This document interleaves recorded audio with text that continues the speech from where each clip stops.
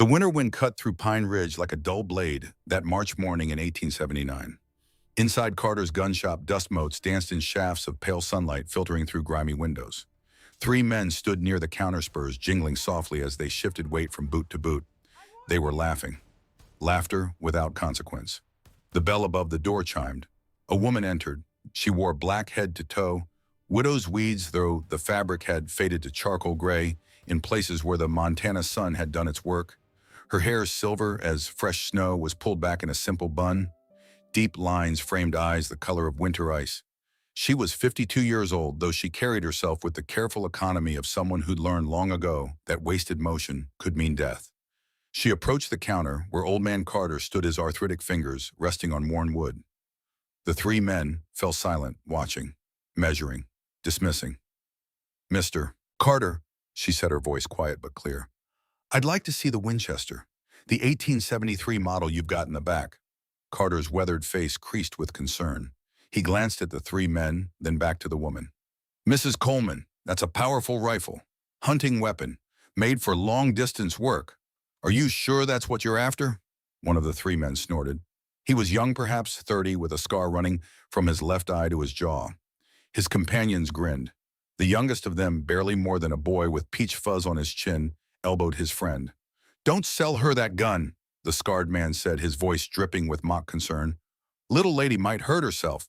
Those rifles got a kick that'll put you on your backside." His friends laughed again. Margaret Coleman turned her head slowly, regarding the man with predator stillness. Her ice-blue gaze held his for 3 full seconds. No fear, no anger, just observation, assessment. The scarred man's smile faltered just a fraction. She turned back to Carter. "The Winchester, please, and 50 rounds of 45-70 ammunition." Carter hesitated, his gnarled fingers drumming once against the counter. Then he nodded and disappeared into the back room. The three men exchanged glances.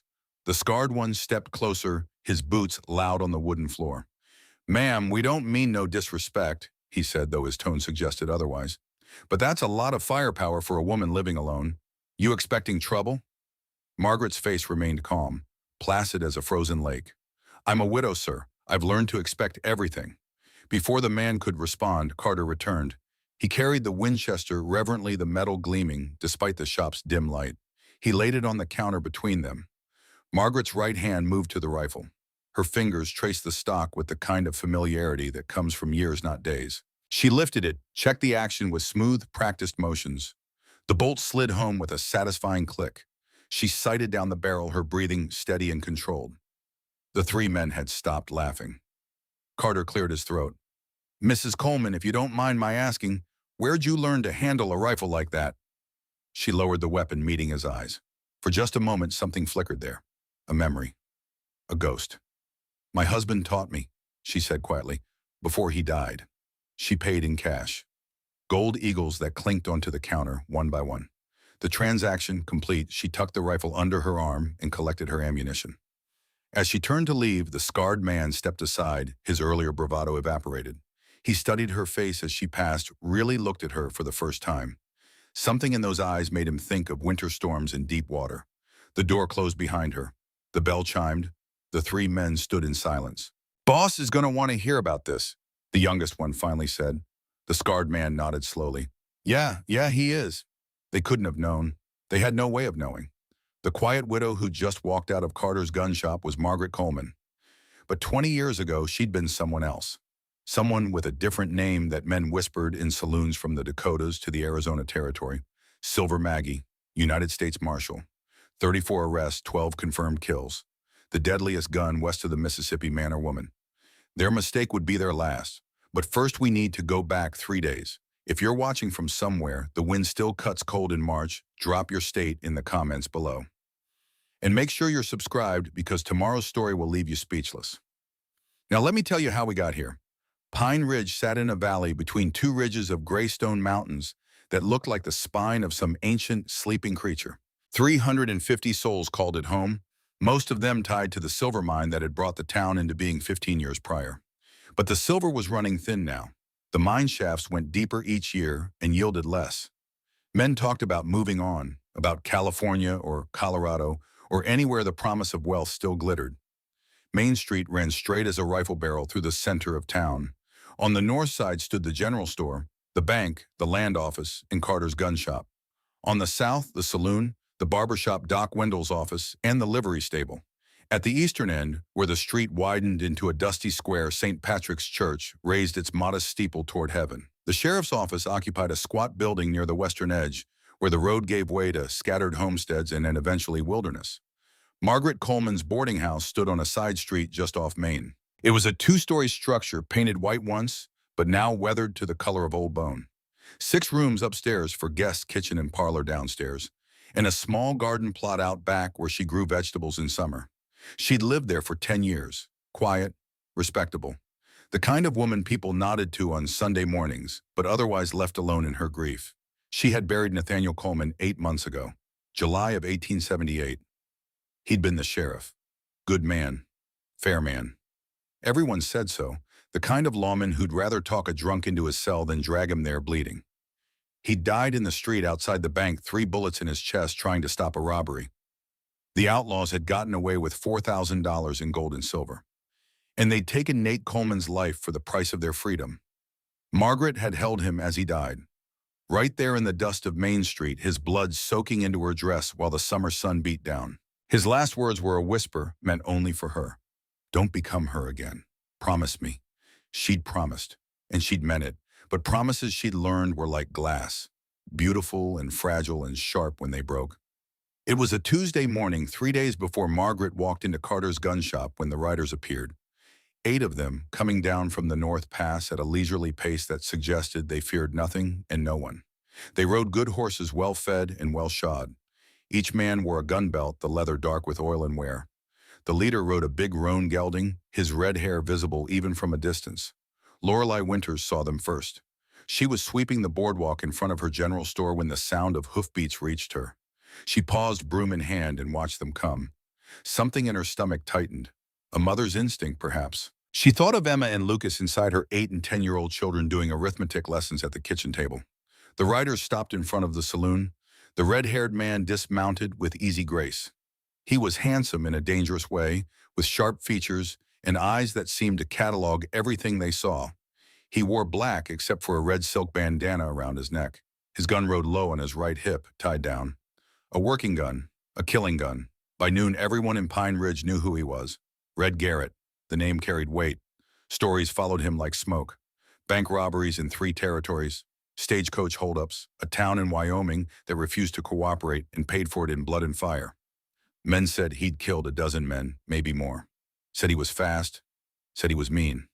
Said he rode with 7 others, just as bad. They took over the saloon like it was their right. Drank the best whiskey. Played cards at the corner table. Made it clear they were staying. When the barkeep, a nervous man named Wesley, asked how long they planned to be in town, Red Garrett smiled. It was the kind of smile that never reached his eyes. As long as it takes, he said. That afternoon, Sheriff Hayes paid them a visit. Wallace Hayes was 55 years old with a belly that hung over his belt and fingers that trembled slightly when he wasn't drinking. He'd taken the job after Nate Coleman died, mostly because nobody else wanted it. He stood in the saloon's doorway, his hand resting on his gun, but not gripping it. Not threatening. Just there. "Mr. Garrett," he said, his voice carrying across the room. "I'd like a word." Red looked up from his cards. His men stopped talking. The saloon went quiet except for the tick of the clock on the wall and the creak of floorboards as someone shifted weight. "Sheriff Hayes," Red said pleasantly, "please join us. Have a drink." Hayes didn't move from the doorway. "I'd prefer we talk in my office." "And I'd prefer we talk here." Red's smile remained fixed. "My friends are comfortable. I'm comfortable. Surely you can spare a few minutes of your valuable time." The mockery in his voice was subtle but unmistakable. Hayes's face reddened, but he stepped inside. He walked to the table, each step feeling longer than the last. Red gestured to an empty chair. Hayes remained standing. "How long are you boys planning to stay in Pine Ridge?" Hayes asked. "Haven't decided yet," Red said. "Pretty town you've got here. Peaceful. We might stay a week. Might stay a month." "Why are we breaking any laws?" Hayes swallowed. "Not yet, but I've heard stories about you, Garrett. About the places you've been. The things that happened there." "Stories," Red repeated, drawing the word out. "You know what I think about stories, Sheriff? I think they're like whiskey. Gets stronger each time it's passed around. He picked up his glass, examined the amber liquid in the light. Now we're just travelers passing through, spending money in your establishments, causing no trouble. I'm sure a lawman as experienced as yourself wouldn't want to harass innocent visitors, would he? One of Red's men, a lean fellow with a face like a hatchet, laughed quietly. Hayes's hand tightened on his gun belt, but he didn't draw. Couldn't draw. 8 against 1. He wasn't Nate Coleman. He wasn't a hero. He was just a man trying to survive. I'll be watching. Hayes said the words hollow even to his own ears. We'll try to behave, Red replied. His men laughed again. Hayes left. Red watched him go, then turned back to his cards, but his expression had changed. The pleasant mask had slipped just for a moment, revealing something cold and calculating underneath. Boss, the hatchet-faced man said quietly, you want me to take care of him? Not yet, Red said. Let him stew. Let them all stew. Fear is more useful than blood, at least for now. That evening, Margaret Coleman was in her kitchen preparing dinner for her only boarder, an old prospector named Wendell, who'd been renting her best room for 3 months. She moved through the familiar routine with practiced efficiency. Potatoes peeled and quartered, carrots sliced, a chicken roasting in the oven, filling the house with warmth and the smell of rosemary. Her hands worked, but her mind was elsewhere. She'd heard about the men at the saloon. In a town this size, news traveled faster than wind. Red Garrett. She'd turned the name over in her mind, searching her memory. It meant nothing, but the description. 8 men, well-armed, taking over the saloon, making themselves at home. She'd seen it before, years ago, a different town, different names. But the pattern was always the same. A knock at the door pulled her from her thoughts. She wiped her hands on her apron and walked through the parlor. Through the lace curtains, she could see a familiar figure. Doc Silas Wendell. Not her boarder, but the town's physician. A good man in his late 60s, with white hair and gentle eyes that had seen too much suffering to be easily shocked. She opened the door. Doc. Margaret? He removed his hat, turning it in his hands, a nervous gesture. Mind if I come in? She stepped aside. He entered, bringing with him the smell of carbolic and tobacco. She led him to the kitchen, poured him coffee without asking. They sat at the small table where she took her own meals. I suppose you've heard, he said, about the men at the saloon? Yes. Red Garrett. Doc wrapped his hands around the coffee cup, seeking its warmth. I did some asking around, sent a telegram to a colleague in Helena. He wired back an hour ago. He pulled a folded paper from his vest pocket, smoothed it on the table. 3 towns in 6 months, Margaret. Thompson Creek, Silverton, Bannock. Same pattern every time. They ride in, settle down, act like they own the place. Then they rob the bank or the mine payroll. And anyone who tries to stop them, he didn't finish. He didn't need to. Margaret stared at the telegram. Her face showed nothing, but her right hand resting on the table had formed into a fist. Knuckles white. Doc noticed. He'd always been observant. It was what made him a good physician. Margaret, he said quietly, I know who you were, before. Her gaze snapped to his face. For the first time, real emotion showed. Surprise, and something else. Something dangerous. I don't know what you're talking about. Yes, you do. His voice remained gentle. 1865, Dakota Territory. I was an Army surgeon at Fort Laramie. They brought in a Marshal who'd taken a bullet during an arrest. Shoulder wound. Bad one. The Marshal insisted on being treated in private. Said it was important. When I cut away the shirt, he paused. It was you. You were 38 years old.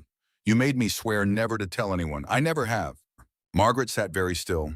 The clock in the parlor ticked. The chicken in the oven sizzled. Outside, somewhere down the street, a dog barked. That was a long time ago, she said finally. 14 years. But I remember. Silver Maggie. That's what they called you. The best marshal the territories ever saw. 34 arrests. Never lost a prisoner. Never backed down from a fight. He leaned forward. Margaret, these men. Red Garrett and his gang. They're killers. Someone needs to stand up to them. Someone needs to... No. The word came out flat. Hard. I'm not her anymore, Silas. I promised Nate. I buried that woman the same day I buried my badge. Nate's dead. The words were harsh, but his tone was compassionate. He died trying to stop men like these. And if nobody does anything, how many more will die? Standing abruptly, she turned away. Her hands gripped the edge of the sink. Outside the window, the last light of day painted the mountains gold and purple. Beautiful. Indifferent to human suffering. I made a promise, she said so quietly he almost didn't hear. I know. Doc stood, left his coffee untouched. But Nate's last request was made from love. He didn't want you to become what the work had made you. But sometimes, Margaret, the right thing and the easy thing aren't the same. He moved toward the door, then paused. Those men killed Nate. Did you know that? She turned. What? Red Garrett's gang. They robbed the bank in July, shot Nate in the street. I didn't realize it until I saw Garrett today, but I remember one of his men, the one with the hatchet face. He was here, 8 months ago. They're the ones who made you a widow. The silence that followed was absolute. Doc watched Margaret's face, watched the information settle, watched something cold and calculating move behind her eyes. Are you certain? She asked. As certain as I can be without a confession. He put his hat back on. I'm sorry, Margaret. I thought you should know. He let himself out. Margaret stood alone in her kitchen, the smell of roasting chicken suddenly sickening. Her hands shook, not with fear, with rage, pure and incandescent and terrible in its intensity. Walking upstairs to her bedroom, she went to the back of her closet, hidden behind winter dresses where a trunk waited. She'd locked it 10 years ago and hadn't opened it since. Her fingers found the key where she'd hidden it, taped to the underside of a drawer. The lock clicked. She lifted the lid. Inside lay the artifacts of another life. A silver Marshal's badge tarnished now, a leather gun belt, the holster shaped by years of use, a Remington revolver cleaned and oiled waiting, and beneath it all, wrapped in oilcloth, a Winchester rifle, the 1873 model. She lifted it out, unwrapped it slowly. The metal gleamed. She'd kept it perfect, just in case. Her hands remembered the weight, the balance, the way the stock fit against her shoulder. She worked the action, smooth as silk. She'd fired this rifle 100 times, 1,000. She could hit a man at 600 yards with iron sights and a steady wind. She could put 3 rounds through the same hole at 300. But that was before Nate, before the promise, before she tried to be someone else. Sitting on the edge of her bed, the rifle across her knees, she stared into the gathering darkness. Outside, stars emerged cold and distant. Somewhere in town, Red Garrett and his men were drinking, laughing, planning whatever came next. She thought of Nate, the way he'd looked at her when he proposed, like she was something precious and fragile, not the killer she'd been. He'd known her past. He'd loved her anyway, asked her to leave it behind, to be his wife instead of a marshal, to choose peace over violence. She'd chosen peace, and peace had given her 10 good years. 10 years of quiet mornings and shared meals and the simple comfort of being known and loved. And then men like Red Garrett had taken it all away. Margaret stood. She carried the rifle downstairs. In the kitchen, she took the chicken from the oven and set it aside. She had no appetite. Instead, she sat at the table and began to clean the Winchester, though it needed no cleaning. Her hands worked automatically, breaking it down, inspecting every component, reassembling it with precision born from decades of training. The next morning, Wednesday, Margaret went about her usual routine. She made breakfast for her boarder. She tended her garden, though nothing grew there yet in the lingering cold. She went to the general store for supplies. To any observer, she was exactly what she appeared to be. A widow. Quiet, respectable, broken by grief but carrying on because that's what people did. But Lorelei Winters noticed something different when Margaret came into the store. Something in the way she moved. More alert, more aware. Her gaze tracked the room, cataloging exits and blind spots and potential threats. Lorelei had known Margaret for 10 years, and this was new. Or perhaps it was old. Something returning after a long absence. Mrs. Coleman, Lorelei said, wrapping Margaret's purchases in brown paper. How are you managing? Well enough, Margaret replied. How are Emma and Lucas? Worried. Lorelei glanced toward the back room where her children were supposed to be studying. They heard about those men at the saloon. The older kids at school have been talking. Lucas asked me if we should leave town. What did you tell him? I told him we have nowhere else to go. This is our home. Lorelei's hands stilled on the package. But between you and me, Margaret, I'm scared. Those men, the way they look at people, at women, she swallowed. Wallace Hayes won't do anything, can't do anything, and there's no law for 3 days' ride in any direction. Margaret picked up her package. 3 days is a long time. Yes, Lorelei met her gaze. A lot can happen in 3 days. Margaret nodded and left. As she walked back toward her boarding house, she passed the saloon. Through the window, she could see some of Garrett's men playing cards. One of them, the young one, with peach fuzz on his chin, looked up.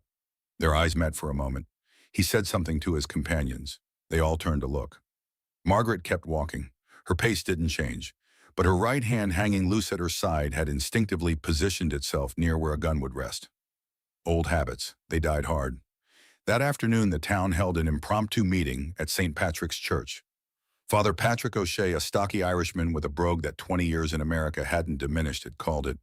Nearly everyone came. Fear was a powerful motivator. Margaret sat near the back. She listened as people talked, argued. Some wanted to send for help from Helena, but that meant 3 days there and 3 days back, and by then anything could happen. Some wanted to confront Garrett, directly demand they leave. Others thought that was suicide. A few suggested simply paying them off, giving them whatever they wanted if it meant they'd go. "We can't just let them terrorize us," someone said. It was Tobias Creed, the young deputy who'd stepped into something like Nate's role after his death. He was 24, earnest, idealistic, the kind of young man who still believed in right and wrong as clear categories. "My oath says to protect this town. That's what I aim to do." "Your oath won't stop 8 bullets, boy," someone else muttered. The argument went in circles. Margaret said nothing. She simply watched, listened, took the measure of her neighbors. Most were frightened. Some were already defeated. A handful, like young Toby Creed, still had fight in them. But fight without skill was just another word for dying. Father Patrick raised his hands for silence. "Please, please, everyone. We need to think clearly. To act rashly is to invite disaster. But to do nothing." He trailed off, his own uncertainty evident. "Perhaps we should pray. Ask for guidance." "Praying won't stop Red Garrett," a voice said from the back. Everyone turned. Ezekiel Drummond stood in the doorway. He was 70 years old, weathered as old leather, with eyes that still held a lawman's sharp edge. He'd been a U.S. Marshal once, same as Margaret, retired now, living on a small pension and memories. But a good plan might, and the right person executing it. He looked directly at Margaret as he said it. She felt the weight of his stare, felt others following it. Suddenly, dozens of eyes were on her. "Mr. Drummond," Father Patrick said carefully, "do you have something to suggest?" Zeke walked slowly down the aisle.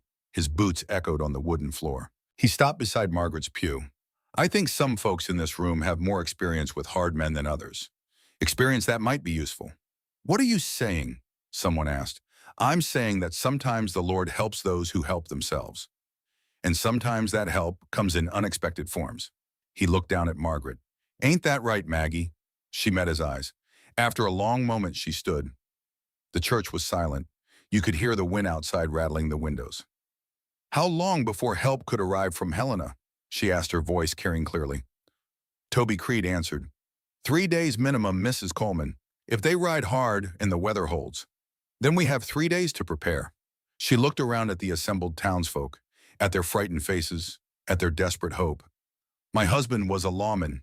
He taught me things, tactics, how to read men like Garrett, how to prepare for the worst." "Prepare how?" Lorelei asked from across the room. "We're shopkeepers, miners, families. We're not gunfighters." "No," Margaret agreed.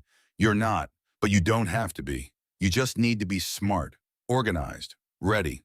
She paused. "I can help with that, if you want." There was a murmur of conversation. People looked at each other, uncertain. Finally, Father Patrick spoke. "Mrs. Coleman, forgive me, but how would you know about such things? You're a widow." She smiled, but there was no warmth in it. "Yes, I am, but I wasn't always. And before I met Nate, I had a different life. One I left behind, one I swore I'd never return to." She took a breath.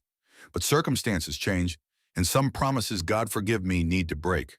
"What kind of different life?" someone asked. Before Margaret could answer, Zeke Drummond spoke. "The kind where she wore a badge, and carried a gun, and kept the peace in places where peace was hard to find." He looked around the room. "Some of you might have heard stories about a marshal back in the territories called Silver Maggie. Best there ever was." The murmuring grew louder. Disbelief, shock. Margaret watched them process it, watched skepticism war with desperate hope. "That's just a story," someone said. "A legend." "Legends usually start somewhere," Zeke replied. "Usually start with someone real." Margaret raised her hand for silence. "It doesn't matter what I was. What matters is what needs to be done now. Those men at the saloon, they're not here by accident. They're predators. They've done this before. And if we don't do something, they'll do it again. Here, to us, to our families." What do you suggest? Toby asked. First we watch them. Learn their patterns, where they go, when they sleep, who guards what. Margaret's voice took on a different quality. Harder, more certain. Second, we fortify. Make sure everyone who can't fight has somewhere safe to go. Third, we prepare the ones who can fight. Not to be heroes, just to be smart. To work together. And fourth, Father Patrick asked quietly, fourth, we hope help arrives before we need to use any of it. The meeting broke up shortly after. People left in small groups talking quietly among themselves. Some looked at Margaret differently now, with fear, with hope, with emotions she couldn't name and didn't try to. As the church emptied, Zeke Drummond approached her. That was quite a speech. It was the truth. Part of it. He studied her face. You didn't tell them everything. No. You didn't tell them that Red Garrett's gang killed Nate. Margaret's jaw tightened. How did you know? Because I was at the saloon yesterday. Saw them up close. Recognized one of them. Hatchet-faced fellow. He was here last summer. Day of the bank robbery. Zeke's expression was grim. They're the ones, Maggie. The ones who made you a widow. The ones who broke your promise for you. She was silent for a long moment. When she spoke, her voice was barely above a whisper. I know. What are you going to do? What needs to be done? She looked at him. You going to help? I'm 70 years old. My shooting eye's not what it was. My hands shake sometimes, and he smiled slightly.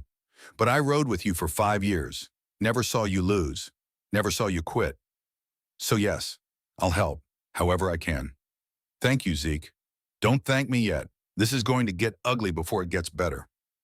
He left. Margaret remained in the empty church, surrounded by silence and the smell of old wood and candle wax. She looked up at the cross above the altar. Nate had brought her here once a week. He'd believed. In God, in redemption, in second chances. She didn't know what she believed anymore. That evening, as Margaret was closing up her boarding house for the night, there was a commotion in the street. Raised voices, the sound of breaking glass. She went to the window, peered through the curtains. Outside Lorelei's general store, 3 of Garrett's men were loading supplies onto a wagon. Lorelei stood in the doorway, her face pale. One of the men, the hatchet-faced one Zeke had recognized, was shoving items into a sack. Food, blankets, ammunition. Please, Lorelei was saying, I need to be paid for that. I have children to feed. I can't just... The hatchet-faced man turned. Even from a distance, Margaret could see his sneer. He said something too quiet to hear. Then his hand lashed out, catching Lorelei across the face. She staggered, fell against the doorframe. Inside the store, Margaret heard children screaming. Emma and Lucas. Something cold settled over Margaret, a familiar feeling, like ice forming over deep water. She moved to her front door, opened it, stepped into the street. The hatchet-faced man was laughing now, saying something to his companions. Lorelei was on her knees, one hand to her reddening cheek, trying not to cry in front of her children. Toby Creed came running from the direction of the sheriff's office, his hand on his gun. Stop! Toby shouted. Leave her alone! The 3 men turned.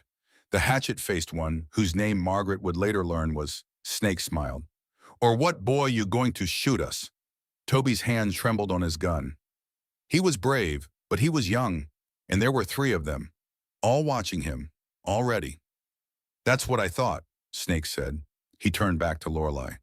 Now where were we? Right about where you need to be leaving, Margaret said. Her voice cut through the tension like a blade. Everyone turned. She stood in the middle of the street, 20 feet away, wearing her simple black dress and her widow's shawl. No weapon visible, no threat apparent. Just a middle-aged woman with silver hair and ice blue eyes. Snake laughed. Well, well, the landlady wants to play hero. Go home, Grandma, this doesn't concern you. It concerns me when men lay hands on my neighbors. That's so. Snake Dorcas stepped toward her. His companions fanned out slightly, forming a loose arc. What are you going to do about it? Margaret didn't answer. She simply watched him. Measured the distance, calculated angles. Her right hand hung loose at her side, but her weight had shifted almost imperceptibly. Her feet had found the balance point. Ready. Snake saw something in those eyes, something that made him hesitate. Just for a second. Then his pride pushed him forward. He closed the distance to 10 feet. 5. He reached for her shoulder, intending to push her aside. Margaret moved. Her hands shot up, catching his wrist. She twisted, using his own momentum against him. Snake found himself spun around his arm, bent at an angle that sent lightning bolts of pain up to his shoulder. Before he could react, Margaret had his knife. She hadn't seen him draw it, but somehow she'd known it was there. In his belt. Hidden. The blade caught the lamplight as she pulled it free. She released him. He stumbled forward off balance. When he turned, she was holding the knife. Not threatening, just holding. Examining it. A Bowie. Good steel. Well maintained. Nice blade, she said calmly. Walking to the hitching post outside the store, she drove the knife into the wood with a smooth, practiced motion. It sank 4 inches deep, the handle quivering. Next time I keep it. Snake stared at her. His 2 companions had their hands on their guns, but they hadn't drawn. Uncertain, confused. This wasn't how it was supposed to go. People had come out of buildings now, watching, witnessing. Toby Creed stood frozen, his mouth slightly open. Lorelei was on her feet, pulling Emma and Lucas back into the store. Snake's face had gone dark with rage. You just made a big mistake, old woman. Maybe. Margaret met his stare without flinching. But I'm still standing, and you're still empty-handed. So who made the bigger mistake? For a long moment, nobody moved. The entire street held its breath. Then Snake turned to his companions. Come on, boss will want to hear about this. They mounted their horses and rode toward the saloon, leaving the wagon and supplies behind. Margaret didn't watch them go. She walked to Lorelei, who was shaking now that the danger had passed. Are you all right? Margaret asked gently. Lorelei nodded, unable to speak. Margaret squeezed her shoulder, then turned to Toby. Get her inside. Make sure she's safe. Then spread the word. Nobody goes anywhere alone after dark. Pairs at minimum, preferably groups. Mrs. Coleman, Toby said, finding his voice. That was... How did you... Later, Margaret cut him off. Right now, you have a job to do. So do it. He nodded and moved to help Lorelei. Margaret walked back to her boarding house, aware of the eyes following her. Aware that everything had just changed. The mask had slipped.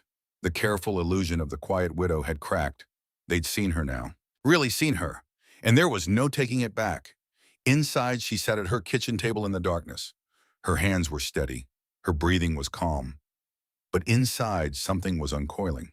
Something she'd kept locked away for 10 years. Something dangerous and necessary and entirely unforgiving.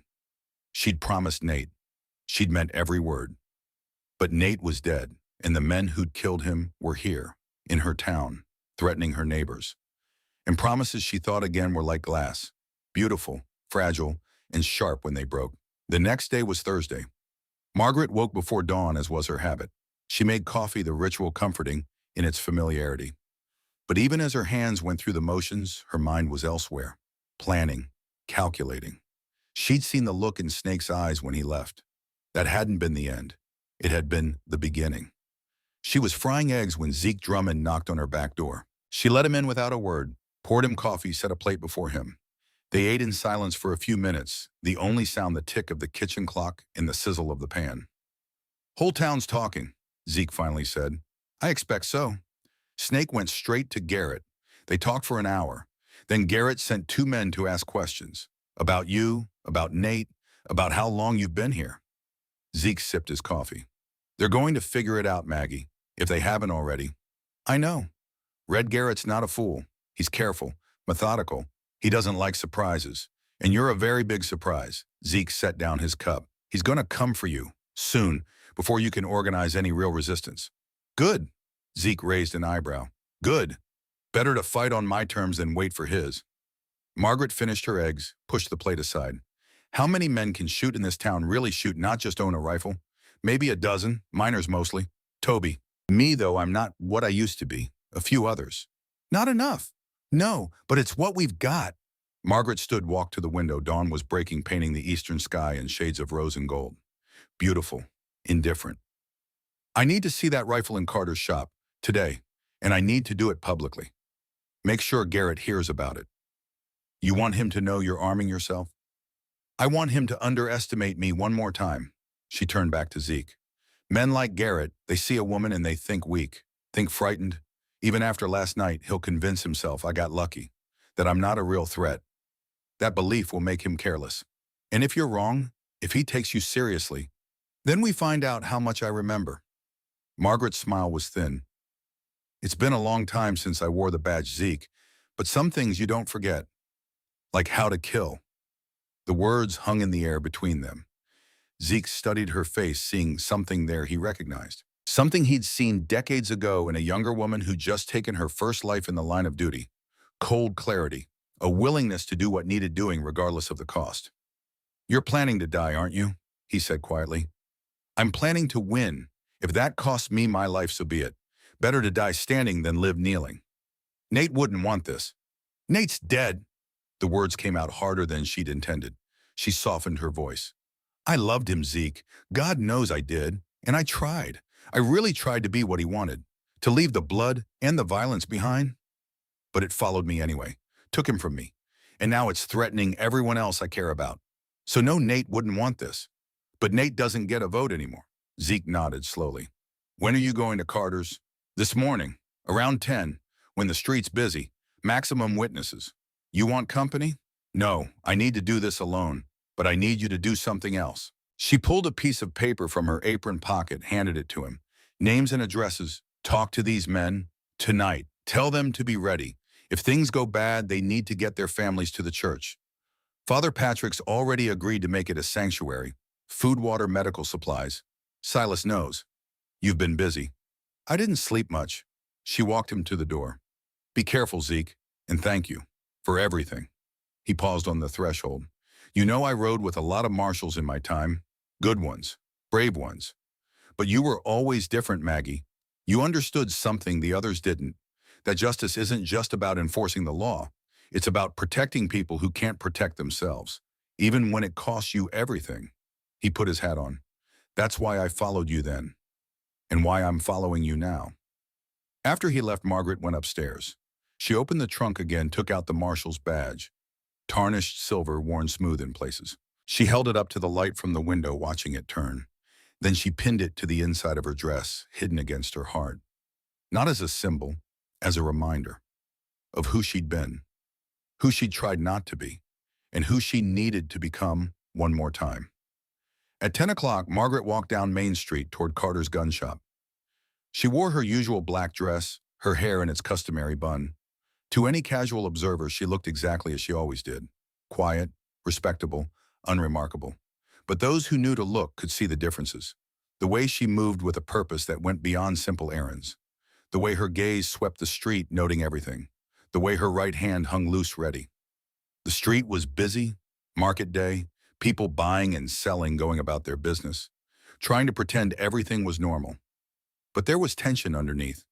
Everyone knew about last night, about Snake and the knife, about the quiet widow who'd moved like lightning and showed no fear. Margaret pushed open the door to Carter's shop. The bell chimed. Inside, old man Carter looked up from the counter where he was cleaning a shotgun.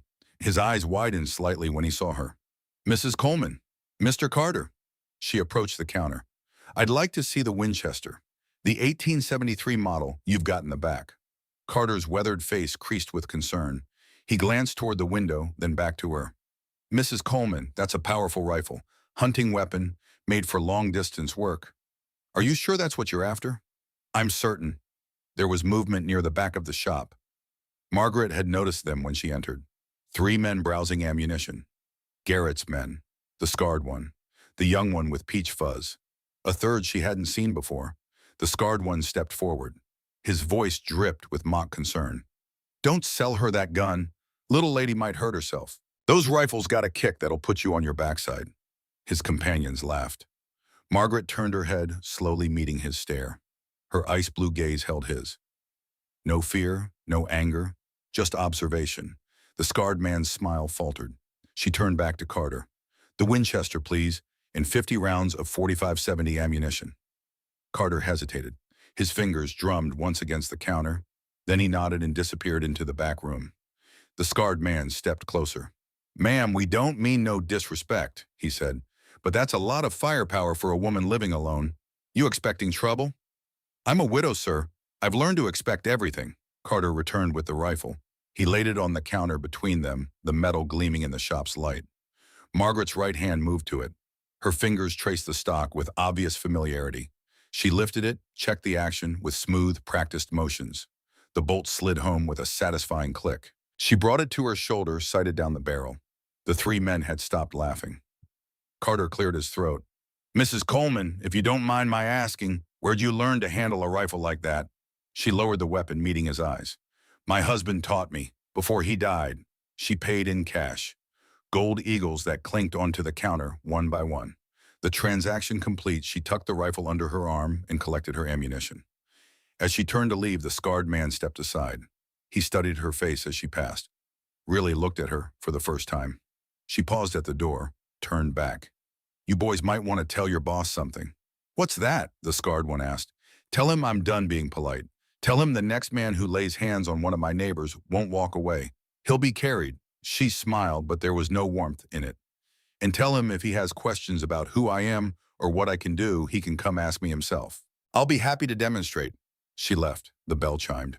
The three men stood in silence. Finally, the young one spoke. We should tell Red. Yeah, the scarred one said slowly. Yeah, we should. They left the shop in a hurry, heading for the saloon. Carter watched them go, then looked at the space where Margaret had stood. After a moment, he went to his ledger, made a note of the sale, but his hand was shaking. That afternoon, Red Garrett sat in his usual corner of the saloon playing solitaire. His men had just finished telling him about the gun shop, about the widow and her rifle, about her threat.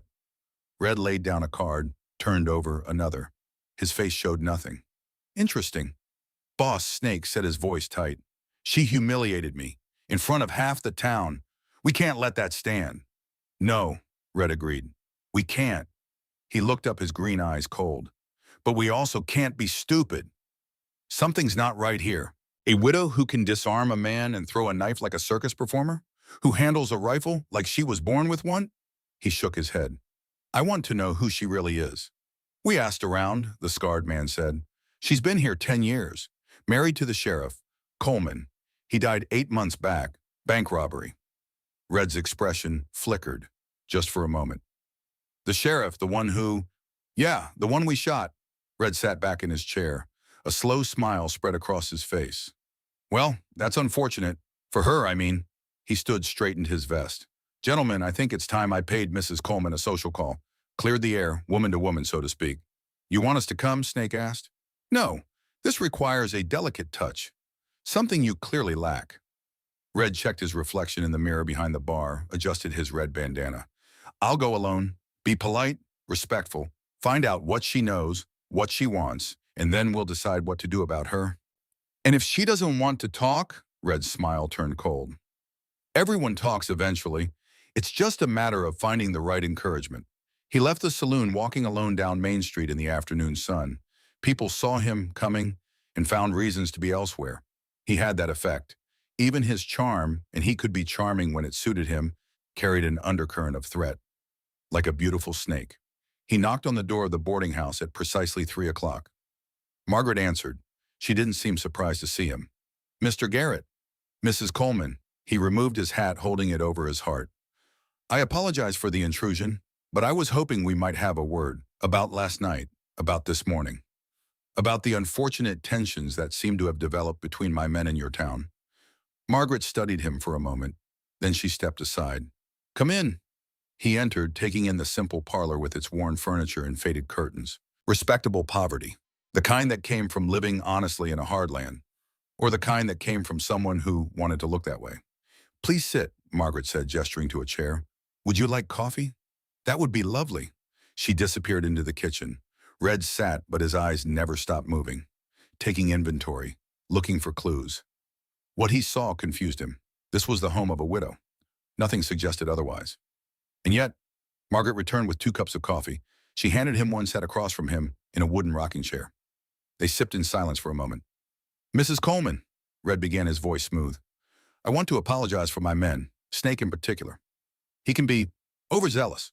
What he did to Mrs. Winters was unacceptable. I've spoken to him. It won't happen again. Won't it? Margaret's tone was mild. Forgive me, Mr. Garrett, but I've seen men like you before. Men who say one thing and do another.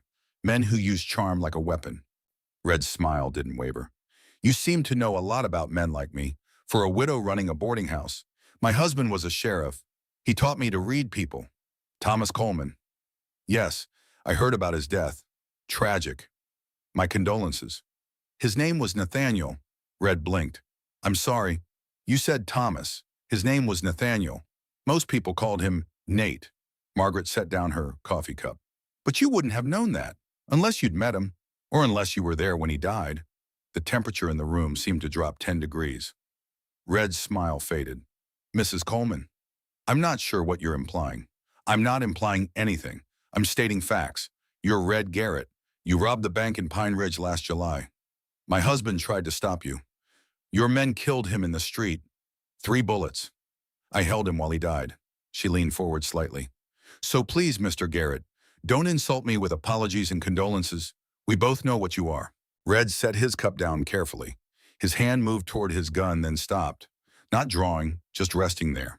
That's quite an accusation. Can you prove it? I don't need to prove it. I know it. And soon everyone else will too. And what then? You'll organize the town lead some kind of resistance. Red laughed, but there was no humor in it.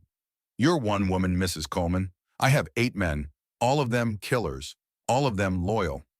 What exactly do you think you can do? Margaret stood, walked to the window. Outside, the sun was beginning its descent toward the mountains. Mr. Garrett, there's something you should know about me. Something important. And what's that? She turned to face him. And in that moment, Red Garrett saw something in those ice-blue eyes that made his blood run cold. Something calculating and implacable. Like looking into the eyes of a hunting wolf. I used to wear a badge, she said quietly. A long time ago, before I was Mrs. Coleman, I was someone else. Someone with a different name that men like you whispered in the dark. Silver Maggie, United States Marshal, 34 arrests, 12 kills, all of them men who thought they were smarter, faster, or meaner than me. She smiled. They were all wrong. Red stood slowly. His hand was definitely on his gun now. That's just a story, a legend.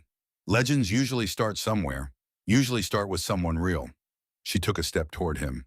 He took a step back. I retired 10 years ago, married Nate, tried to be someone else, tried to leave the blood and the violence behind, and it worked for a while, until men like you took that away from me. You're threatening me, in your own home. I'm warning you, there's a difference. Another step back. You have until tomorrow at noon. Pack up your men, leave Pine Ridge, never come back. Do that and this ends without more bloodshed. And if I don't, then I stop being polite, and I become what I was. What I swore I'd never be again. Her voice went soft. Dangerous. And Mr. Garrett, I promise you, you don't want that. Because when I was Silver Maggie, I never missed. I never hesitated. And I never left a job unfinished. Red's hand tightened on his gun. For a moment, the tension stretched like a wire about to snap. Then he laughed. Forced. Uncertain. You're bluffing. You're just a widow. Maybe you know how to throw a knife. Maybe you can handle a rifle. But you're not Silver Maggie. That woman would be, 60 years old by now. You're 52, Margaret said. I started young, very young, and I was very, very good at it. Red backed toward the door. His bravado was cracking. Just a little. Just enough. Tomorrow at noon, you say? Tomorrow at noon. He reached the door, opened it, paused. You know, Mrs. Coleman, even if you are who you say you are, even if you're not bluffing, you're still just one woman. And I'm not afraid of you. You should be, she said simply. He left. Margaret stood alone in her parlor, listening to his footsteps fade. Then she walked to her kitchen, sat at the table, and let out a long, shaky breath. Her hands were trembling now. Not with fear, with adrenaline, with the memory of what she'd been, what she'd just threatened to become again. She'd meant every word. That evening, as darkness fell over Pine Ridge, a meeting was called. Not at the church this time, too public, too official. Instead, in the back room of Lorelei's general store, the men and women who'd volunteered to help, to stand, to fight if necessary. 12 of them. Zeke Drummond, Toby Creed, Lorelei herself, Doc Silas Wendell, Father Patrick, 7 others, minors mostly, men with families, men with something to lose. Margaret stood before them, no longer the quiet widow, no longer pretending. Just herself. Marshal, protector, weapon. Thank you for coming, she began. I know this is frightening. I know some of you are having second thoughts. That's natural. That's human. But here's the truth. Red Garrett isn't leaving. Not peacefully. Not tomorrow. Not ever. I gave him the ultimatum to see what he'd do, to measure him, and I know now with certainty that he's planning something. Soon. Probably tonight. How do you know? Someone asked. Because it's what I would do. His position is weakening. The town's seen his men humiliated, Seen me stand up to them. He needs to reassert control. Make an example. Show everyone what happens to people who resist." And she paused. "He's going to come for me, tonight. And when he does, I need you all to be ready." "Ready for what?" Toby asked. "To protect the town. Because once Garrett's focused on me, that's when his men will move. They'll try to take hostages, force my surrender, use innocence as leverage." She looked at each of them in turn.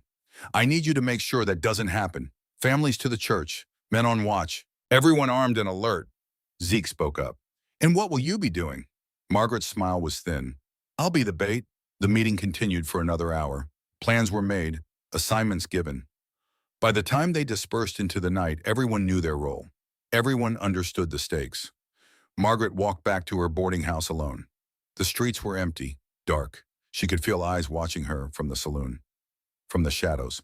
Let them watch. Let them see her silhouetted against the lamplight as she entered her home.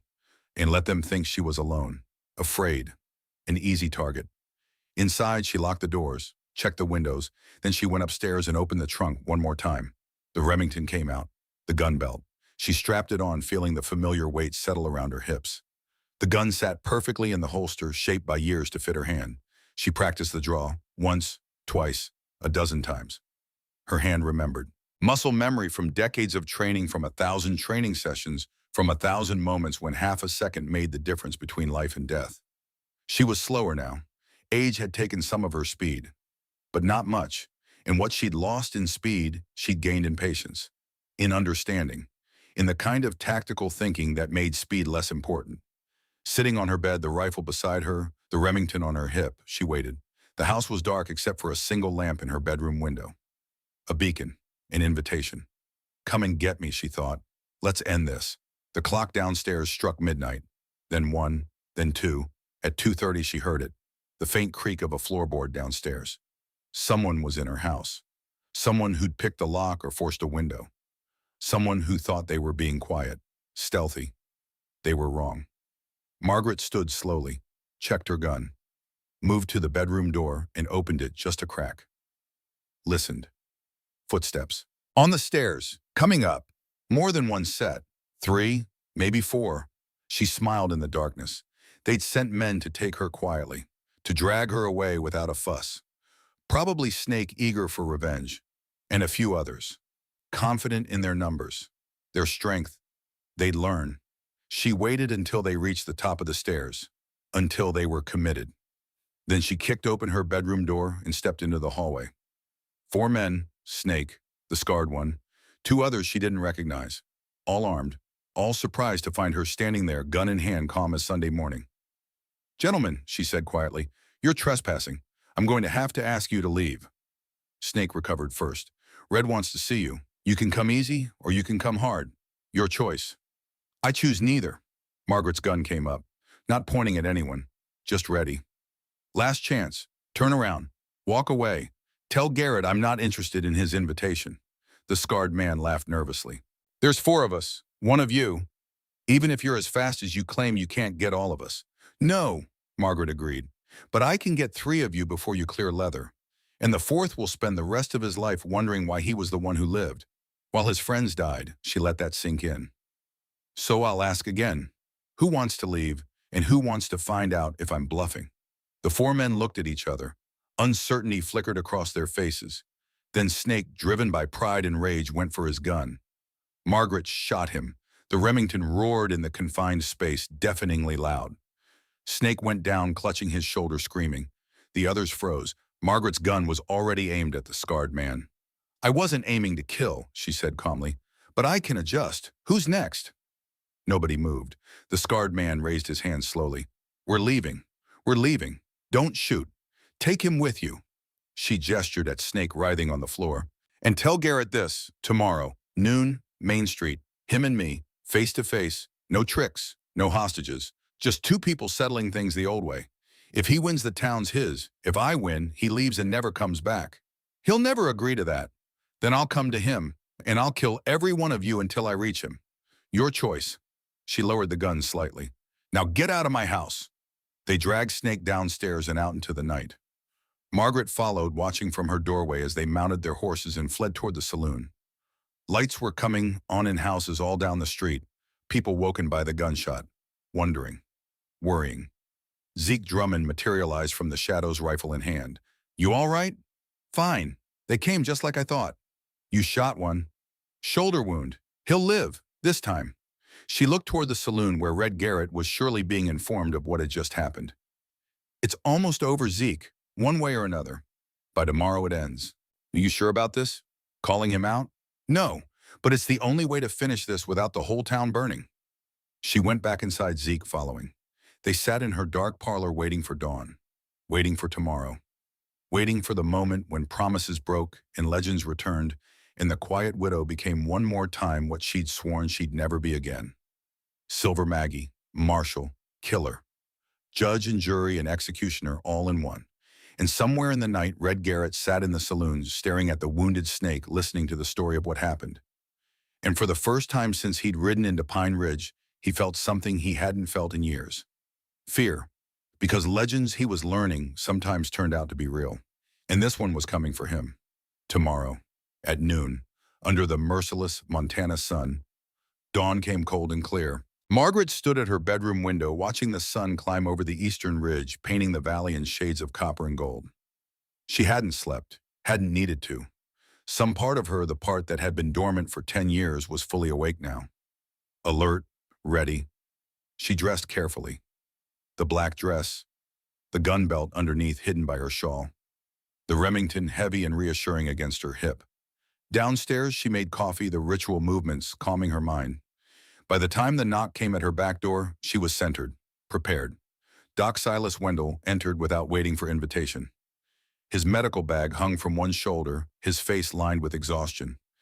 He'd been up all night, too, tending to those who might need him when the violence came. Snake's shoulder will heal, he said without preamble, accepting the coffee she offered. Clean through. Missed the bone. You always were precise. Margaret said nothing. She sipped her coffee, watching the steam rise. There's something about Nate's death you need to know. Silas set down his cup, pulled a folded telegram from his vest pocket. He wasn't investigating a simple bank robbery. He was following a bigger trail. She turned to face him fully. What kind of trail? Railroad corruption. Northern Pacific's been buying up land all through this territory. Legitimate purchases mostly, but there were rumors, threats, people forced to sell, accidents that weren't accidents. Silas smoothed the telegram on the table. Nate sent this to Helena 3 days before he died. Never got a response. I found it in his desk after. Margaret read it slowly. Her husband's careful handwriting. Names, dates, allegations of bribery and intimidation. And at the bottom, one name that made her blood run cold. Judge Harold Blackwell. Blackwell, she whispered. The name tasted like ash in her mouth. You know him. I arrested him. 1863. Bribery and corruption. He was a territorial judge in Dakota, taking money from land speculators ruling in their favor, pushing homesteaders off their claims. Margaret's fingers traced the telegram. He swore he'd kill me, screamed it in the courtroom when they sentenced him. 15 years in territorial prison. He escaped 1877, Silas said quietly. I checked. After 14 years, 1 year before his release, and 6 months later, Nate's dead. Red Garrett's gang robs our bank, but maybe that wasn't the real reason they were here. Margaret understood, the pieces falling into place with terrible clarity. They killed Nate because he was getting close, because Blackwell wanted him silenced. She looked up. And Garrett works for Blackwell. That's my suspicion. Can't prove it, but the timing fits. Silas stood, collected his bag. I thought you should know, before noon, before whatever happens next. After he left, Margaret sat alone with the telegram, with the truth. Red Garrett wasn't just another outlaw. He was a tool, a weapon wielded by someone else. Someone from her past, someone who remembered, who held grudges, who'd waited 16 years for revenge.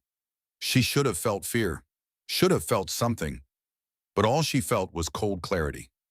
This wasn't about stopping a gang of outlaws.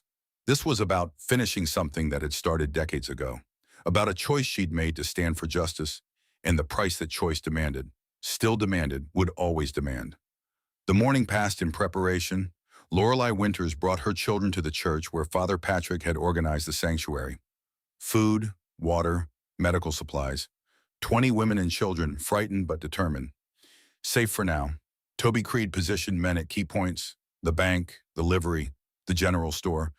Not enough to win a fight, but enough to protect to warn to buy time. He moved with nervous energy, checking and rechecking positions, weapons sightlines. Margaret watched from her parlor window, saw the town transforming from a sleepy mining settlement into something harder, something ready for war. She wondered if it would be enough, wondered if anything would be enough. At 11 o'clock, Zeke Drummond came to walk her to Main Street. He didn't ask if she was ready, didn't offer platitudes or reassurance. He simply stood beside her, rifle in hand, waiting. "You remember the Tolliver gang?" he asked quietly. 1866, Nebraska Territory. "I remember. 5 of them, all killers. They had hostages in that farmhouse, women, children. Sheriff wanted to wait them out. You said no, said waiting just gave them time to hurt people." Zeke's eyes were distant, seeing the past. "You went in alone, walked right up to that door. Knocked. When Tolliver answered, you shot him where he stood. The others surrendered before they could hurt anyone." "Your point?" "My point is, you've always understood something others don't. That sometimes mercy looks like violence. That protecting the innocent means being willing to do terrible things." He looked at her. "Today's going to be terrible, Maggie. But it's also going to be mercy. For this town, for these people. Don't forget that." They walked together down the center of Main Street. Noon approached. The sun climbed toward its zenith, harsh and unforgiving. Shadows shortened. Heat rose from the dusty ground in shimmering waves. Red Garrett emerged from the saloon.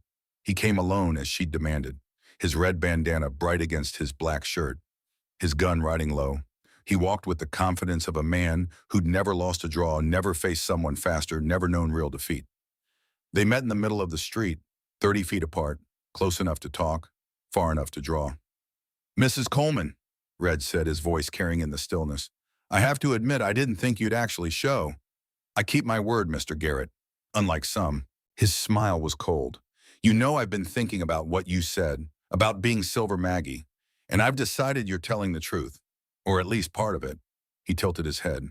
"But you're also old, slow, rusty. It's been, what, 10 years since you wore that badge? 10 years since you killed anyone. That's a long time to go soft." "Perhaps. So here's what's going to happen. You're going to surrender. Come with me quietly. We'll ride out of Pine Ridge together. And in exchange, I'll leave this town intact. No burning, no killing. Everyone lives." He spread his hands. "That's more than fair. And if I refuse, then I kill you right here. And my men burn this place to the ground, starting with that church where all the children are hiding." His eyes glittered. "Your choice, Marshal. Your life for theirs. Seems like an easy decision." Margaret was silent for a long moment. Then she laughed. Quiet, genuine, the sound surprising in the tense stillness. "Something funny?" Red asked, his smile faltering. "You are. You really think this is about me choosing to die heroically? You think I'm some kind of martyr?" She shook her head. "Mr. Garrett, I didn't come here to sacrifice myself. I came here to end you." Big words from a woman past her prime. Not words, promise. Margaret's stance shifted subtly, weight balanced, ready. "See, you made a mistake. Several, actually. First, you assume age makes someone weak. It doesn't. It makes them experienced, patient, tactical." Her hand moved closer to her hidden gun. "Second, you assumed I'm alone. I'm not. Every window on this street has a rifle behind it. Every corner has someone watching. You die here, your men die too." Red glanced around, saw curtains move, shadows shift. His confidence cracked slightly. "But the biggest mistake," Margaret continued, "was thinking I'd forgotten how to kill. Some skills you don't forget, Mr. Garrett. They just wait, dormant, until you need them again." She smiled. "I need them now." Red's hand dropped toward his gun, fast, practiced, the movement of a man who'd killed before and expected to kill again. But Margaret was faster. Her hand moved like lightning. The Remington appeared in her grip as if conjured. The hammer fell. The gun roared. Red Garrett's pistol spun away from his hand, struck by her bullet before he'd cleared leather. He staggered back, staring at his empty holster, his bleeding palm. Disbelief written across his features. "Impossible," he whispered. Margaret's gun remained level, aimed at his chest. "Nothing's impossible. You just underestimated me. They all do." She took a step forward. "Nathaniel Coleman was my husband. You killed him 8 months ago. Shot him in the street like a dog." Red's face went pale. "I was following orders. Blackwell wanted him dead. I just did the job. Harold Blackwell." Margaret's voice went flat. Dead. He's here. In Montana, isn't he? He's everywhere. Red tried to smile through his fear. You think killing me matters. He's got 40 men, an army, and he knows you're here now, knows what you are. He's coming for you, Marshal, for this whole town. Let him come. Margaret cocked the hammer again. Any last words? You won't do it. You're too civilized, too bound by your precious law. Red's bravado was returning, fed by desperation. You arrest people. You don't execute them in the street. You're right. I was bound by law, by conscience, by promises I made to a good man. Margaret's finger tightened on the trigger. But you killed that man, and with him died the promises I made. So now there's just me, and you, and justice. She fired. The bullet took Red Garrett in the chest. He fell backward, hitting the dust hard, his eyes wide, shocked. He'd really believed she wouldn't do it, that some remnant of mercy or law or civilization would stay her hand. He'd been wrong. Margaret stood over him as he died, watched the light leave his eyes, felt nothing. No satisfaction, no remorse, just cold certainty that she'd done what needed doing, that evil had been stopped, that the town was safer. She holstered her gun, turned to find the street full of people, emerging from buildings, from hiding places, staring at her, at the body, at the legend made real. Toby Creed approached slowly. Mrs. Coleman, you just killed a man. I killed a murderer who was reaching for his gun, self-defense. Her voice was calm, factual. And he confessed to killing my husband. Witnesses heard it. You heard it. Toby nodded slowly. He'd heard, they'd all heard. Red Garrett's own words condemning him. But before anyone could speak further, a sound carried across the valley. Hoofbeats, many of them. Coming from the North Pass, everyone turned, watched, waited. Riders appeared, 40 of them, maybe more. Well-armed, well-organized, moving in formation like soldiers, not outlaws. At their head rode a man in his 60s gray beard, neatly trimmed, wearing a suit that had cost more than most Pine Ridge families earned in a year. Judge Harold Blackwell had arrived. The riders spread out surrounding the town, cutting off escape routes, establishing control. Blackwell himself rode slowly down Main Street, taking in the scene. Red Garrett's body. Margaret standing over it, the armed townspeople watching from windows and doorways. He reined in his horse 30 feet from where Margaret stood. Dismounted with the stiff movements of a man whose joints ached but whose pride wouldn't let it show. He removed his hat, revealing silver hair. Margaret Coleman, he said, his voice cultured, educated, carrying the faint traces of Virginia aristocracy. Or should I say Marshal Margaret Hartwell? It's been a long time. Not long enough, Harold, Blackwell smiled. It was the smile of a man who held all the cards and knew it. I see you've killed my associate, Mr. Garrett. Unfortunate. He was useful, but ultimately expendable. He gestured at the surrounding riders. Unlike these men, professional soldiers, veterans, loyal, and very, very expensive. 40 men, Margaret said quietly. You must really hate me. Hate no, my dear. I don't hate you. I'm grateful to you. He spread his hands. You taught me valuable lessons, that the law can be used as a weapon, that power is simply a matter of having more force than your opponent, that principles are luxuries only the strong can afford. His smile widened. And now I'm strong, wealthy, connected, and you're a widow in a dying town with maybe 20 people who can hold a gun. Tell me, Marshal, who's won here? Margaret said nothing, just studied him, calculated, measured. I'll make you an offer, Blackwell continued, the same one I made to your late husband. Leave, walk away, take whoever wants to go with you. I'll let you live. In exchange, this town becomes mine. The land, the mineral rights, everything. Northern Pacific wants to run track through here. I intend to sell it to them for a considerable profit. And if I refuse, then I demonstrate what happens to people who oppose me. Starting with that church full of women and children you've so carefully gathered. He pulled out a pocket watch, checked it. You have 1 hour to decide. Surrender the town or watch it burn with everyone you care about inside. He remounted his horse, rode back to where his men waited, organized, patient, professional. Not outlaws who could be frightened or outsmarted, soldiers who followed orders and didn't break. Margaret stood in the street surrounded by impossible odds. Behind her, Toby and Zeke and the others waited, looking to her, hoping she had a plan, hoping Silver Maggie, the legend, had one more miracle left. She thought of Nate, of his last words. Don't become her again. Promise me. She thought of the children in the church, of Lorelei's daughter, Emma, only 8 years old, of all the innocent people who would die if she made the wrong choice. She thought of promises and justice, and the terrible weight of being the only thing standing between evil and the people you loved. And then she thought of something else, something Zeke had said, about the Tolliver gang, about walking up to that door and doing what needed doing, regardless of cost. Margaret turned to face her town, her people. "Listen to me," she said, her voice carrying clearly. "I'm going to tell you something, and then I'm going to ask something, and I need you to understand that either way I won't hold it against you." They waited, silent, afraid, hoping. "I was United States Marshal Margaret Hartwell, Silver Maggie. Everything you've heard is true. 34 arrests, 12 kills. I wore that badge for 13 years, and I was good at it. Very good." She paused. "But I was also tired. Tired of the blood, the death, the weight of it. Wait. So I retired, married Nate, tried to be someone else, someone better. But Harold Blackwell had my husband murdered, and now he's here to take everything from us. Our homes, our futures, our lives if we resist." She looked at each of them. "So I'm going to make a choice. I'm going to become her again. One more time, I'm going to fight. But I won't ask you to die with me. Anyone who wants to leave now. Take your families. Run. Live. That's not cowardice. That's wisdom." Nobody moved. Margaret waited. 10 seconds, 20, giving them time, giving them the choice. Finally, Lorelei Winters stepped forward from the church. "My children are in there. My home is here. I'm not running." Father Patrick emerged next. "The Lord says to protect the innocent and oppose evil. I'm staying." One by one they came forward. Toby, Zeke, Doc Silas, the miners, the shopkeepers. 20 people, not soldiers, not heroes. Just ordinary people who decided that some things were worth fighting for. Margaret felt something crack inside her chest.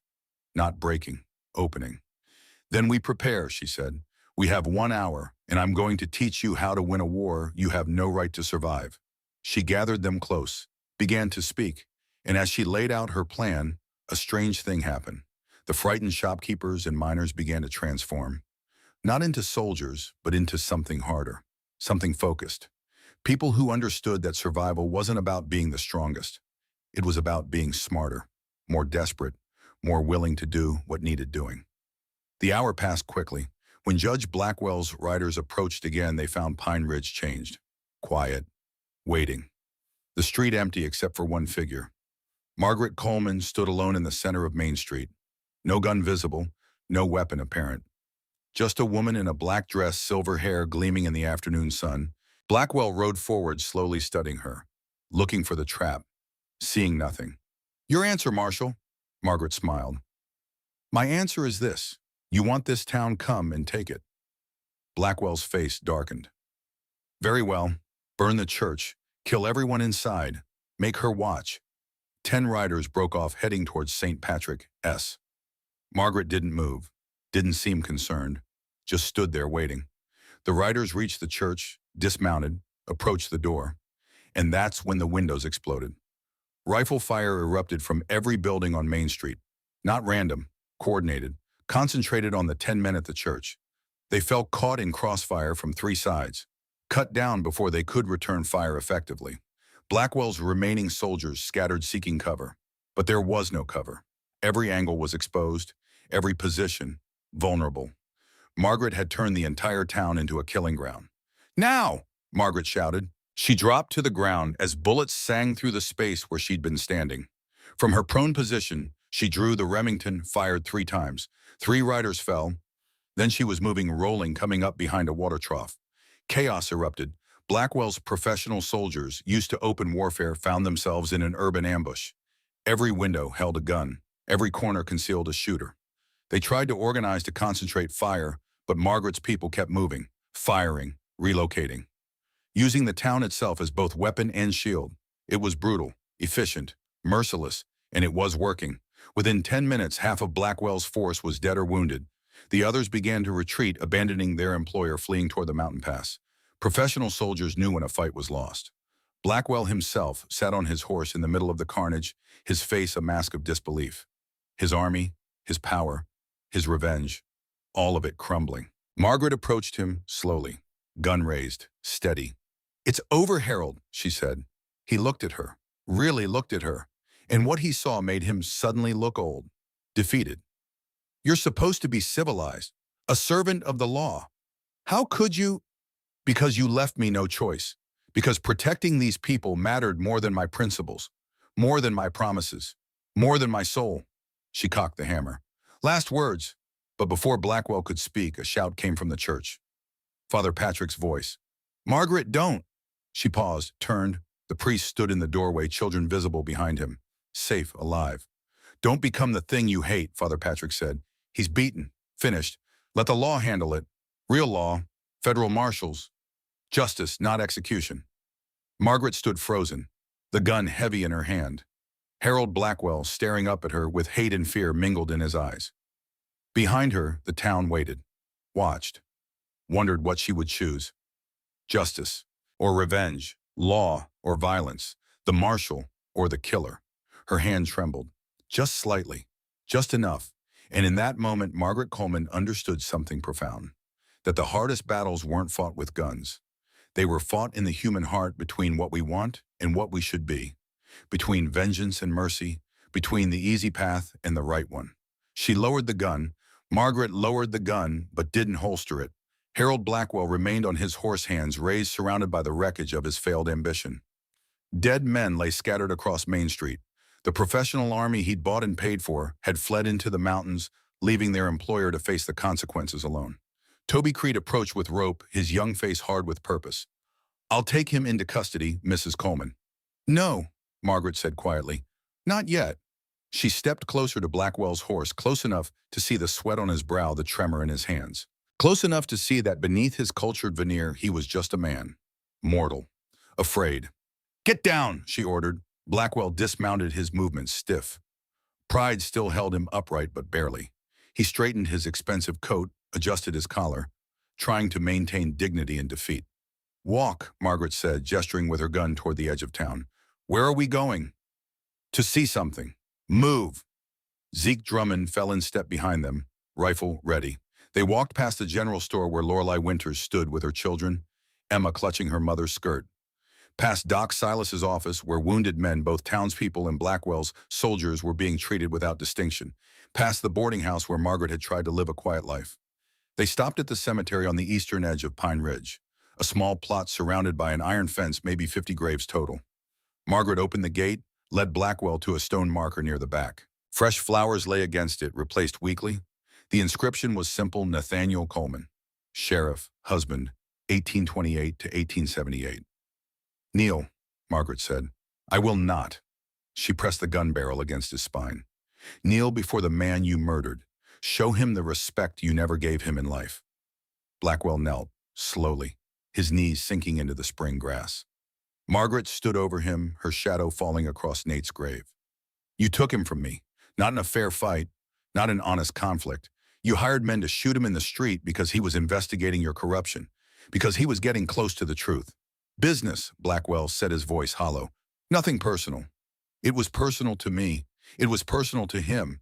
It was personal to every person in this town who lost their protector." Margaret's hand tightened on the gun. "I could kill you right here, right now, put a bullet in your brain and call it justice. And part of me wants to. That part that remembers being Silver Maggie. That part that solved problems with violence because violence was simple and final." She paused, breathing deep. The afternoon sun warm on her face. Birds singing in the trees. Life continuing, indifferent to human drama. But Nate wouldn't want that. He married me hoping I could be better than what I'd been. Better than the killer I was so good at being. He believed in law, in due process, in the idea that civilization meant controlling our worst impulses. She stepped back. "Stand up." Blackwell rose, confusion flickering across his features. "You're going to live, Harold. You're going to be arrested, tried, convicted, sent to a federal prison where you'll spend whatever years you have left." Margaret holstered her gun. "That's what law looks like. That's what Nate would have wanted. That's what I choose, even though every instinct I have screams for your blood." "You're weak," Blackwell spat, his courage returning now that death had retreated. "That's why you'll never truly win. You're too bound by rules, by conscience, by weakness." Margaret smiled, sad, tired. "Maybe, But I'll sleep tonight. Can you say the same? They walked back to Main Street where Toby waited with chains. Real chains salvaged from the mine, heavy enough to hold the most dangerous prisoner. Blackwell was shackled hand and foot, then locked in the sheriff's office. Two men stood guard, armed, alert, taking no chances. As the sun began its descent toward the mountains, the town gathered in the square. Not to celebrate. The cost had been too high for celebration. 3 townspeople dead, 7 wounded. Blackwell's army had left 23 bodies behind, men who died for money in a cause they probably didn't understand or care about. Father Patrick led them in prayer for the dead on both sides, for the wounded, for peace. Margaret stood at the back head, bowed lips moving silently. But she wasn't praying. She was counting, adding up the cost of her choices, wondering if there had been another way, knowing there probably hadn't been, but wishing anyway. After the prayer, Lorelei approached her, Emma and Lucas in tow. The children hung back shy, but Lorelei pulled them forward. Emma, Lucas, what do you say to Mrs. Coleman? Thank you, they chorused, their voices small but sincere. Margaret knelt, bringing herself to their eye level. You're welcome, but you should thank your mother, too. She was very brave today. Mama cried when the shooting started, Emma said with the brutal honesty of children. Being brave doesn't mean not being scared, Margaret replied.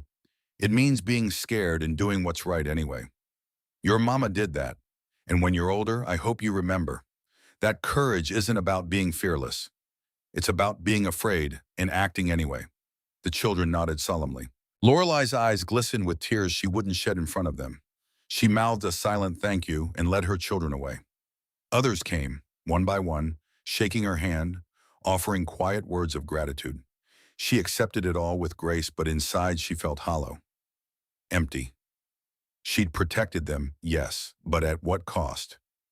How many men had she killed today? She'd stopped counting after 6. As darkness fell, Margaret sat on the steps of her boarding house. Zeke joined her, 2 glasses of whiskey in hand. He offered one. She accepted. You did good today, he said. Did I? 23 men are dead, Zeke. 23. Maybe some were evil. Maybe some were just desperate, taking pay to feed their families. I'll never know. All I know is they're dead by my hand. By Blackwell's hand, Zeke corrected. He brought them here. He gave the orders. You just defended your home. That's what I tell myself. Doesn't make it easier. They sat in silence, sipping whiskey. Stars emerged cold and distant. A dog barked somewhere. Normal sounds of a town settling into evening, as if the day's violence had never happened. You know what I remember most about riding with you, Zeke said finally. It wasn't your shooting, wasn't your tactics. It was that you never forgot. Every arrest, every bullet fired, every life taken even when justified. You carried it, all of it. Most marshals, they learned to forget, to move on, became hard, empty. But not you. You stayed human, felt every cost. That's why you were the best, and why you had to quit. I quit because I was tired, Zeke. You quit because you couldn't carry any more weight without breaking. He finished his whiskey. But you didn't break today. You bent, but you didn't break. That matters. He left her alone with her thoughts and her ghosts. She sat until the moon rose full and bright. Alone but not lonely. Quiet but not at peace. Changed but not broken. The next morning, a rider came from Helena. Deputy U.S. Marshal young and keen, carrying official paperwork. Word had spread fast about the battle at Pine Ridge, about Judge Blackwell's capture, about Silver Maggie's return. The deputy marshal, a serious young man named Carson, stood in the sheriff's office, studying Blackwell through the bars. You're certain this is Harold Blackwell, former territorial judge? I'm certain, Margaret said, and you have evidence of his crimes. She handed him the telegram Nate had written. Blackwell's own confession to ordering the bank robbery. Testimony from townspeople about the attack. Doc Silas's written statement about treating Blackwell's wounded soldiers.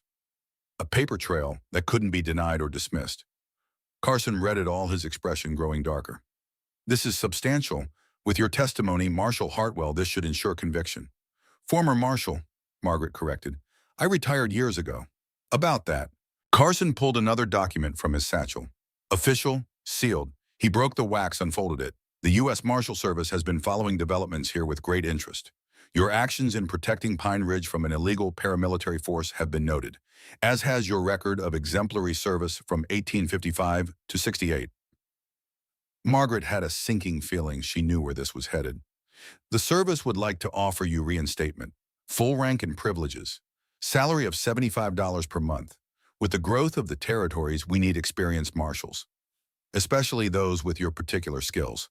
Carson held out the document. You'd be assigned to Montana Territory. Keep the peace. Protect settlements like Pine Ridge from men like Blackwell. What do you say, Marshal Hartwell? She stared at the paper, at the official seal, at the future it represented, a return to the life she'd left behind, to the badge and the gun and the endless weight of responsibility. No, she said quietly. Carson blinked. I'm sorry. No, I appreciate the offer, but I'm not interested in wearing the badge again. That life is behind me. Mrs. Coleman, with respect, you just orchestrated the defense of an entire town against 40 armed men.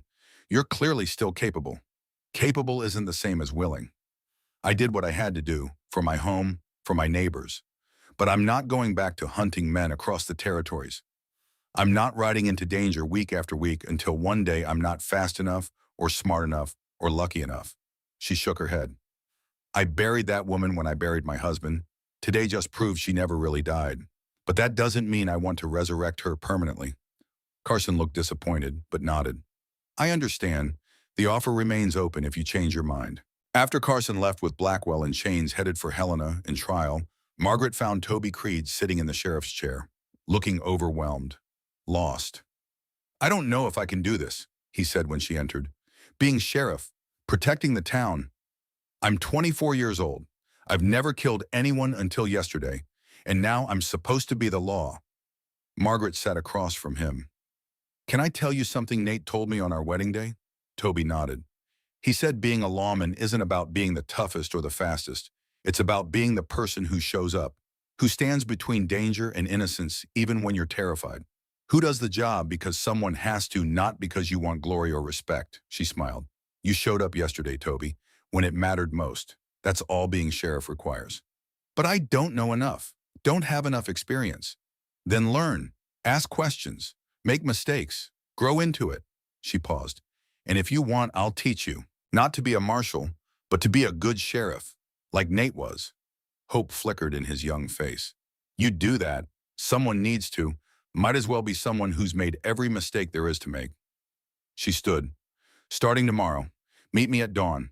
We'll begin with observation. How to read a room, how to spot trouble before it starts, how to de-escalate instead of drawing iron. Why are you helping me? Margaret thought about that, about Nate and his belief in mentorship, about the future and the need for good men to protect it, about legacy and what she'd leave behind when her time came. Because this town needs a protector, and because I'm done being a killer. But I can teach someone to be a guardian. That's different. Better.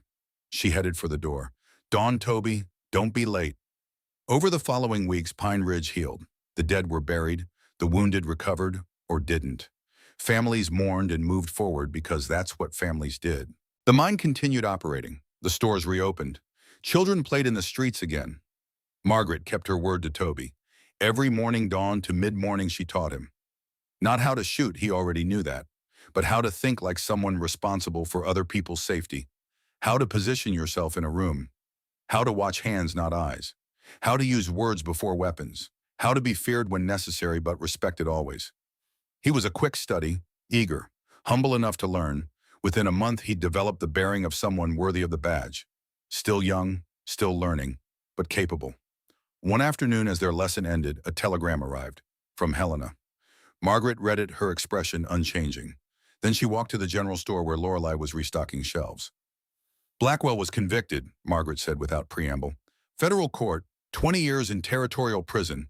He's 62. He'll die there. Lorelei set down the canned goods she'd been arranging. How do you feel? I don't know. Satisfied, relieved, empty. Margaret leaned against the counter. I thought I'd feel something. Justice served and all that, but I just feel tired. Maybe that's what justice feels like. Not triumphant, just necessary. Done. Lorelei studied her. You saved us, Margaret. All of us, our children, our homes, our futures. That matters more than how you feel about it. Does it? Yes, it does. Lorelei came around the counter, took Margaret's hands. You've been carrying everyone's burdens, carrying Nate's memory, carrying the weight of every choice you've made. Maybe it's time to set some of that down, to live for yourself, not for ghosts or promises or guilt. Margaret squeezed her hands, grateful. I don't know how. Figure it out. You're smart. resourceful. You defended a town against an army. Learning to be happy should be easier. That evening, Margaret sat in her parlor alone with her thoughts. The Winchester leaned in the corner where she'd placed it after the battle. The Remington rested on the mantel. Tools, necessary once. Needed again someday, perhaps, but for now retired. Like her. A knock at the door. She opened it to find a young woman on her step, maybe 20, bruised face, torn dress, eyes that had seen too much suffering. "Ma'am," the woman said, her voice trembling, "I heard this is a safe place, that you help people who need it." Margaret looked at her, saw the fear and desperation and fragile hope, saw herself years ago before she'd become hard enough to survive. "Come in," she said, stepping aside. "You're safe now, I promise." The woman entered. Margaret closed the door behind her, shutting out the night and the danger and the past. Inside, she made tea, listened to the woman's story, offered comfort and protection and the promise that no one would hurt her here. Over the following months, more came. Women fleeing violence, children orphaned by accident or malice, people who needed somewhere safe, somewhere no one would ask too many questions, somewhere protected by a woman who knew how to stop threats before they materialized. The boarding house became more than a business. It became a sanctuary. Margaret became more than a landlady. She became a guardian. Not with a badge, not with a gun, though she still kept them close, but with her presence, her reputation, her willingness to stand between the vulnerable and those who'd harm them. 6 months after the battle, Toby Creed came to her with a letter, official, sealed with the territorial seal. "What's this?" she asked. "Open it."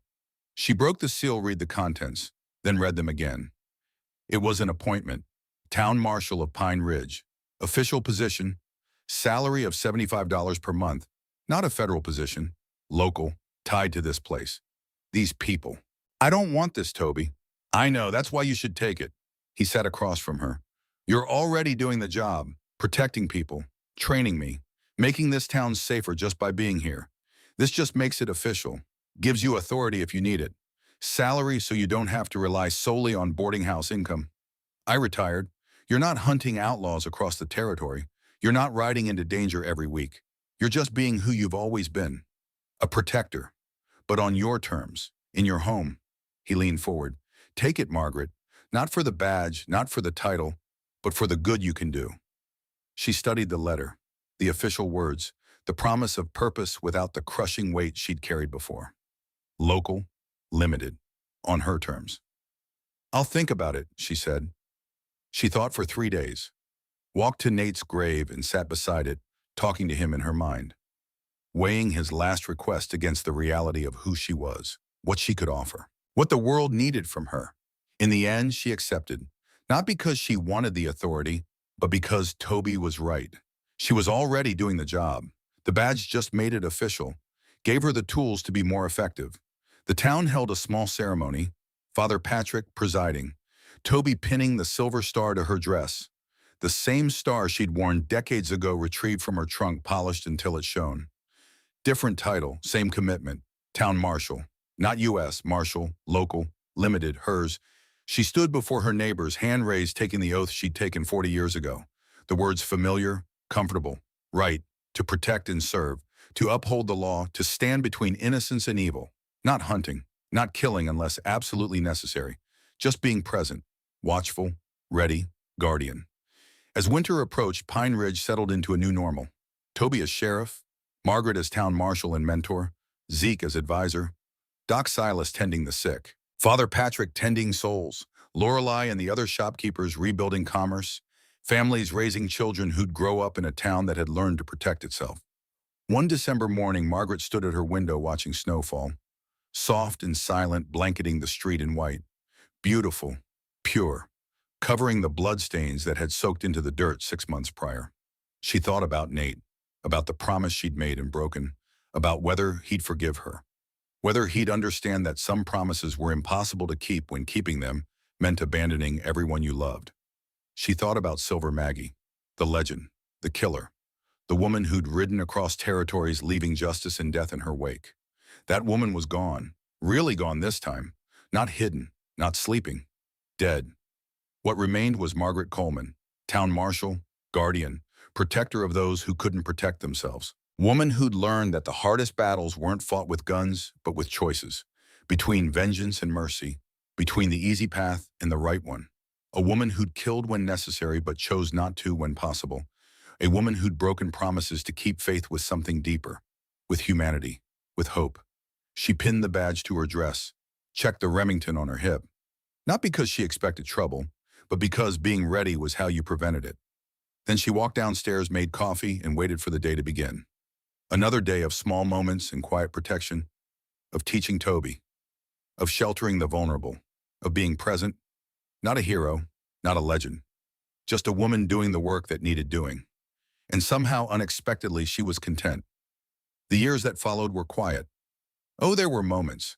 Drifters who needed reminding that Pine Ridge was protected, disputes that needed settling, dangers that needed stopping.